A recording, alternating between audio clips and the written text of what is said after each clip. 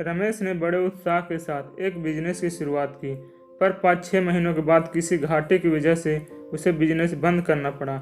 इस कारण से वह बहुत उदास रहने लगा और काफ़ी समय बीत जाने पर भी उसने कोई और काम नहीं शुरू किया। रमेश की इस परेशानी का पता प्रोफेसर कृष्णन को लगा, जो पहले कभी उसे पढ़ा चुके थे। उन्होंने एक दिन रमेश को अपने घर पे बुलाया। पूछा, क्या बात है, आजकल तुम बहुत परेशान रहते हो? रमेश बोला, जी कुछ नहीं, बस मैंने एक काम शुरू किया था, पर मैं जैसा चाहता था वैसे रिजल्ट नहीं आए और मुझे काम बंद करना पड़ा, इसलिए थोड़ा परेशान हूँ। प्रोफेसर बोले, ये तो होता ही रहता है, इसमें इतना मायूस होने की क्या बात है, लेकिन मैंने इतनी कड़ी मेहनत की थी, मैं तन मन धन से इस काम में जुटा था, फिर मैं नाकामयाब कैसे हो सकता हूँ? रमेश कुछ झुंझलाते हुए बोला।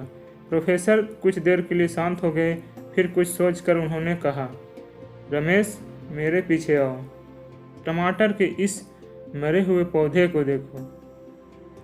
फिर रमेश बोला, ये तो बेकार हो चुका है, इसे देखने से क्या फ़ायदा? प्रोफेसर बोले, मैंने जब इसे बोया था तो हर एक वो चीज़ की थी जो इसके लिए सही हो। मैंने इसे समय समय पर पानी दिया, खाद डाली, कीटनाशक का छिड़काव किया, पर फिर भी ये मृत हो गया। तो क्या? रमेश बोला।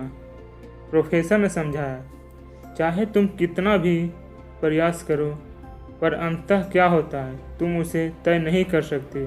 बस तुम उन्हीं चीज़ों पर कंट्रोल कर सकते हो जो तुम्हारे हाथ में हैं, और बाकी चीज़ों को तुम्हें भगवान पर छोड़ देना चाहिए। तो मैं क्या करूं?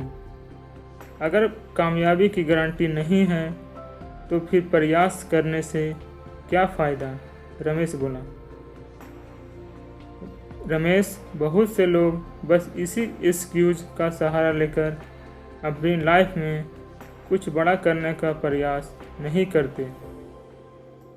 करते कि जब सफलता की सिक्योरिटी ही नहीं है तो फिर ट्राई करने से क्या फ़ायदा? प्रोफेसर बोले। हाँ, ठीक ही तो सोचते हैं लोग। इतनी मेहनत, इतना पैसा, इतना समय देने के बाद भी अगर सफलता चांस की ही बात है तो इतना सब कुछ करने से क्या फ़ायदा?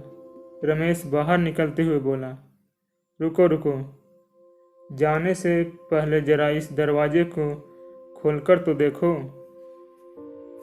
प्रोफेसर ने एक दरवाज़ा की तरफ इशारा करते हुए कहा। रमेश ने दरवाज़ा खोला। सामने बड़े बड़े लाल टमाटरों का पेड़ पड़ा हुआ था। ये कहाँ से आए? रमेश ने आश्चर्य से पूछा। बेशक, टमाटर के सारे पौधे नहीं मरे थे।